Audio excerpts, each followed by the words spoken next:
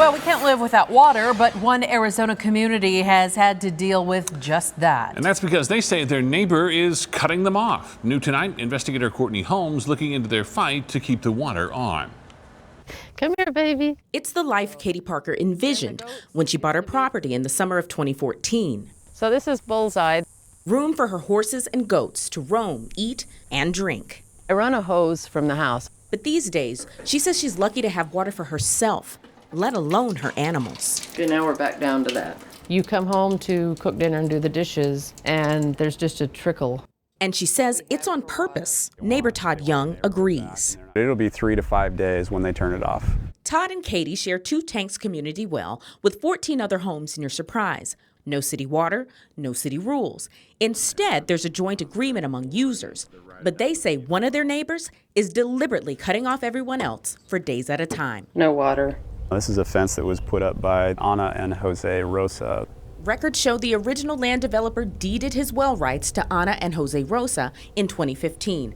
And neighbors say they've been trying to claim control of the well site ever since, using questionable property deeds, even starting a company to run it. Claimed to be a water utility. Katie says the neighbors used to have annual well meetings. They paid a flat fee for maintenance and a separate cost for electricity.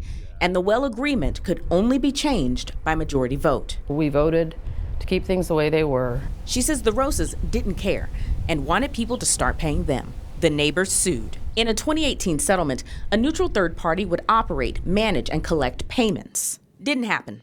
Instead, the Rosas built a fence. This is definitely an illegal action on their end. Blocking off the public easement, and the water started going out. This has been completely shut off. Todd says he's had to jump the fence to get it back on. And then coordinate with the neighbors to fill up their bathtubs so that they can fill up their toilets to flush them later. A move that's landed him in a Surprise courtroom after Jose Rosa filed a harassment injunction. They don't want me to maintain the way I put the chlorine. Asking a judge to keep Todd out of the well site. Are you the one that's maintaining the well at this time? At this time, nobody did it. That case was dismissed. We are adjourned. But despite complaints to the county, state, even the EPA, Nothing stops them. and that's by design. Well agreements are private contracts. They're not governed by the state. It only deals with the safety of the water. That meant 2 tanks neighbors would have to go back to court and enforce a settlement that they'd already made. Then this happened. January 2019, the Rosas repiped the well so that when water is cut off to everyone else, it still flows to them, opening the well to potential contamination. And after 4 years, finally allowed regulators to step in. It's a mess. But even that hasn't kept the water on. This county report shows Jose Rosa denied access to inspectors and admitted they've cut pipes and intend to disconnect additional water users.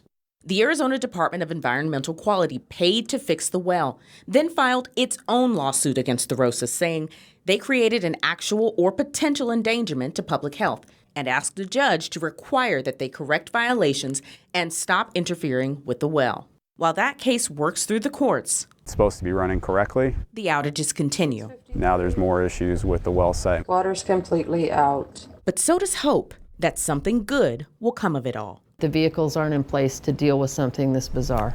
Maybe they will be after this. The Rosas wouldn't go on camera with us for this story, but their neighbors are hoping that the state's case will provide some relief permanently. We'll let you know what happens. Courtney Holmes, ABC 15, Arizona. Courtney.